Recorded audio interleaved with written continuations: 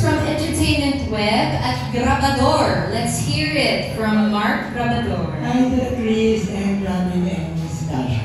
Okay, una-una congratulations kay Robin Angeles for winning Best TV Actor Award last April.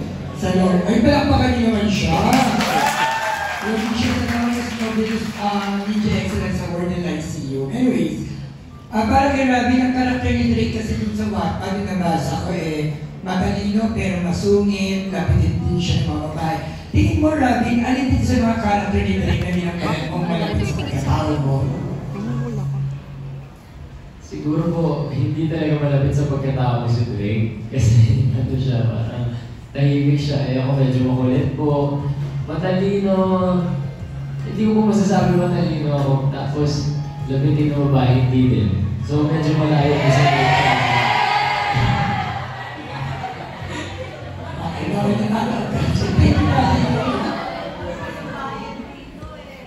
Oo nga, puro babae nga daw yung nandito Ako naman, grabe. Tayo na lang. Are you done po? Super. Okay, thank you so much. Next up from Stars Photo, let us hear from Alan Sancon. Hi Ravi, nice to see you again. This time title holder ka na ng isang series, yung Seducing Drake. Tanong ko lang, nung nalaman mong ikaw sa dinami-dami ng mga Viva artists na male actor, ikaw yung napiling naging Drake Palma. Ano yung naging first reaction mo? Nagulat po ako syempre kasi kailangan na po na itong binigay nila sa akin. Kaya sobrang pasasalamat po ako sa Viva, kay Boss Vic, Boss Bernick, sila Direk po at si Miss Arisa. Kasi pinagkatiwala po nila sa akin itong project na to. And dapat po talaga hindi ko yung best ko dito.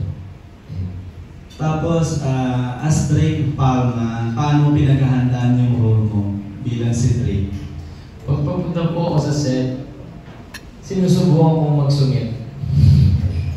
Pero hindi ko po kaya. Pero, lagi lang po akong tahimik sa set minsan. Pero pag, pag kalagitnaan, namumulit na po ako. Sa umaga lang po ako tahimik. Hindi ko po kaya tumahimik doon day. Pero yun po. Last na naman, Lee. Dahil ang title nito, Seducing Drake Palma. For the sake of your fans siguro, paano ba ma-seduce ang isang Robin Angeles? Paano ba ako ma-seduce? Basta maging mabait lang po sa akin. Siguro, yun lang talaga. Ay, pino na sa doon.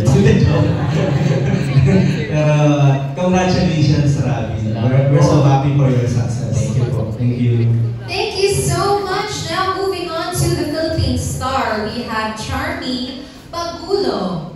Hello, for the rec and Nerissa. So, kano ka faithful yung series adaptation, TV adaptation sa One series?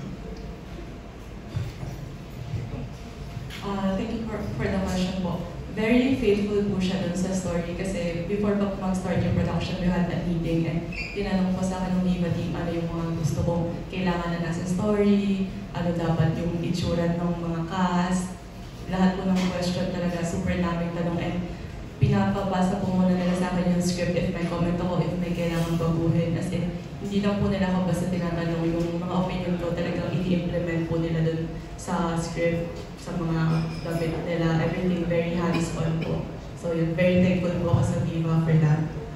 Yeah, talagang nag-coordinate kami with Arisa during the pre-production to ask everything. Ano ba yung mga non-nego, ano ba yung itsura ng artistang na-imagine mo for Drake and other characters. Kasi kilala kasi yung Viva sa paggawa ng mga Wattpad. So marami talagang followers ng Viva. Especially itong Seducing Drake Palma na one of the OGs.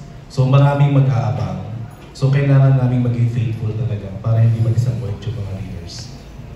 Okay, so for my second question, Harald. So from Yuri to Drake, how was the transition and paano mo napunan yung character from Yuri po, si Yuri kasi parang palagi siya kay JJ, di ba? Palagi malapit siya kay JJ, palagi nung sa mga last episode pinaglalaban na niya si JJ. Dito sa ano po, sa Drake, so nag-start kami na parang sinusungitan ko pa si, si Alice Perez. So, parang naninibago pa po ako, pero mini-workout na po. Thank you. Thank you po. Okay, thank you. Now moving on to Cine Hub. We have Mika Geronimo. Hello, congrats for this adaptation of Seducing Great Palma. So my question goes to Ram. What excites you from playing this role? Sabi mo kanina medyo challenging siya kasi masungit nga yung role and ikaw hindi ka masungit. So what excites you from that challenge? Sobrang excited po kasi sobrang daming bubog ng character na to. Kahit na tahimik lang siya, hindi siya masyado nagsasalita. Sobrang dami niyang pinagdadaanan deep inside. Kaya ganun siya. Abangan niyo po kung ano yung mga yan. Thank you. So my next question for Derek po. You said po yung Hits in the Eyes, yung how you na-see Rapin ang Great Palma. Pero are there other qualities to Rapin that made you say yes na yes, this is our Great Palma? Si Robin kasi, una ko to nakasama sa Instant Daddy. Very minor pa yung role nun. Siya yung young MC1. Actually, gay pa siya doon. Very believable na gay siya doon. So doon pa lang alam kong committed siya as an actor. And then pag nakakausap ko siya, lagi niya sinasabi sa akin na gusto niya maging mahusay talagang artista. Gusto niya maabot yung point na actor talaga siya. So by that pa lang yung dedication as an actor, as an artist nandun eh. So I think, yun, mahusay siya. Last question kay Ms. Arisa. Is there any moment from the story that you're excited to see Rapin in this adaptation?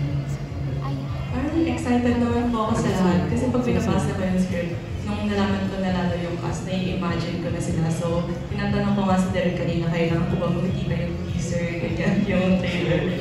Kasi, yun nga po, nung nanood ako nung shooting, nakita ko na si Rapin as Drake. Sabi ko, ano kaya yung itsura nito kapag nasa trailer na? So, yun, excited po talaga ako. Thank you po, and congrats again. Alright, great questions. Maraming salamat po. Next up, let us hear from the Philippine star. We have Dolly Ann Carvajal. Hello. For Robin, paano yung tanong kanina ni Alan, the reverse naman, how will you handle it if merong babae masyadong forward at sinisijuice ka? Kikilalanin ko muna po siya. Bago ko po... Papapumigay. Hindi, bago po ako mag-commit or ano, mas kikilalanin ko muna po kung paano siya makisama sa akin, sa ibang tao. Yeah. So, okay sa'yo, even if the girl is, may sa first book at medyo forward? Or mas type mo yung dalagang Pilipina? Mas type ko po yung gano'n. Mainhin. Thank you and congrats. Thank you po. Okay. So mas type ni Robin ang mahinhin kesa sa assertive na okay. Okay, ladies, take notes. Okay.